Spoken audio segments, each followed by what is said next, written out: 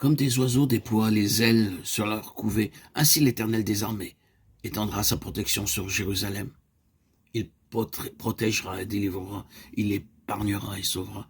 Ésaïe 31, 5. Le Seigneur nous protégera des dangers invisibles. J'ai rencontré un ami en Hollande qui me rapporta ceci. Il conduisait sa voiture par une nuit très noire lorsqu'il vit soudain une autre voiture venant dans sa direction. Pour éviter à cet homme un accident, il changea brusquement de direction de sa voiture et alla s'écraser contre un arbre. La voiture fut détruite, mais lui en fut éjecté sans aucun mal. Nous sommes continuellement protégés de bien des dangers et des détresses visibles et invisibles. Chacun sera comme un abri contre le vent et un refuge contre la tempête, comme des courants d'eau dans un lieu desséché, comme l'ombre d'un grand rocher dans une terre altérée. Ésaïe 32, 2.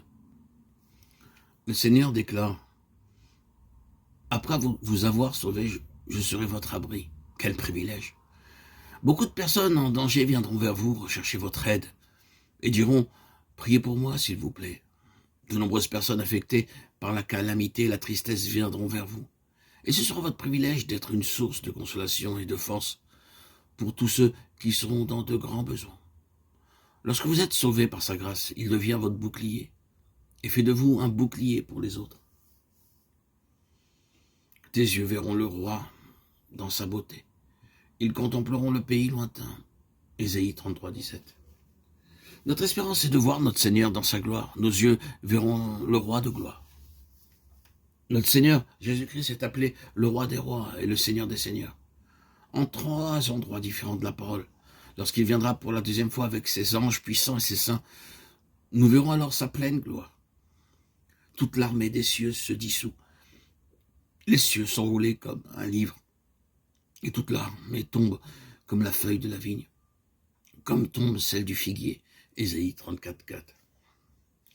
Il nous est rappelé ici comment le Seigneur a fait de nous sa possession. Le soleil, la lune et les étoiles sont à lui. Mais il n'a pas fait d'eux sa portion. Cependant, devant Dieu, nous sommes très précieux. En recevant le Seigneur Jésus-Christ, nous pouvons dire véritablement joyeusement et hardiment que nous vivrons pour toujours avec des corps glorifiés et immortels dans un royaume céleste qui ne passera jamais. C'est un pic, le pic du salut. Maintenant, nous sommes préparés pour cette nouvelle création, pour quelque chose d'éternel qui ne passera pas. Dieu dit: le lieu stérile sera dans l'allégresse et fleurira comme la rose.